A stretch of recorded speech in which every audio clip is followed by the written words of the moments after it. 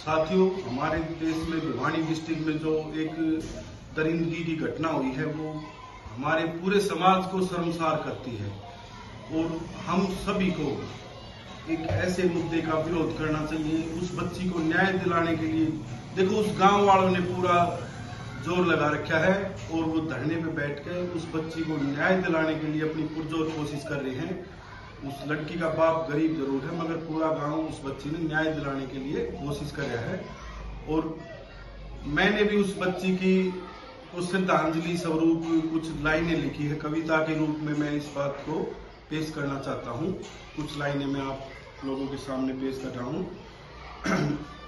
मनीषा गरीब बाप की बेटी थी, मनीषा गरीब बाप की बेटी थी, दरिंदों ने उसकी गर्दन रेती थी, दरिंदों ने उसकी गर्दन रेती थी।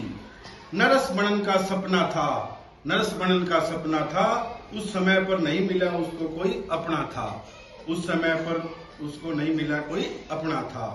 दरिंदों ने उसका शरीर दिया था नोच, दरिंदों ने उसका शरीर दिया था नोच, उसके बाप की नहीं थी बड़ी पहुंच, उसके बाप की नहीं थी बड़ी पहुंच।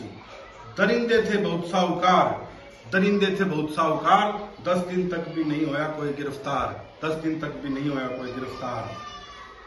पर इब ऐसी आंधी आवेगी, इब ऐसी आंधी आवेगी, या जनता ही न्याय दिलावेगी, या जनता ही न्याय दिलावेगी। साहूकार नहीं से बाप उसका, साहूकार नहीं से बाप उसका, छोटी मोटी खेती थी, छोटी मोटी खेती थी, दरिंदों ने उसकी गर्दन रेती थी, दरिंदों ने उसकी गर्दन रेती थी।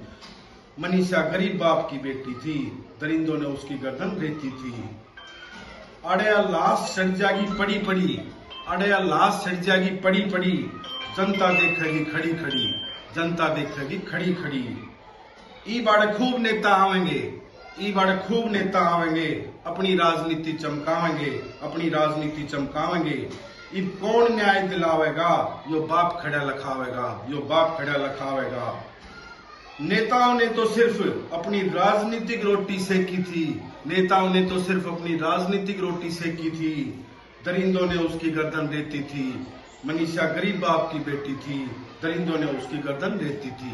धन्यवाद साथियों।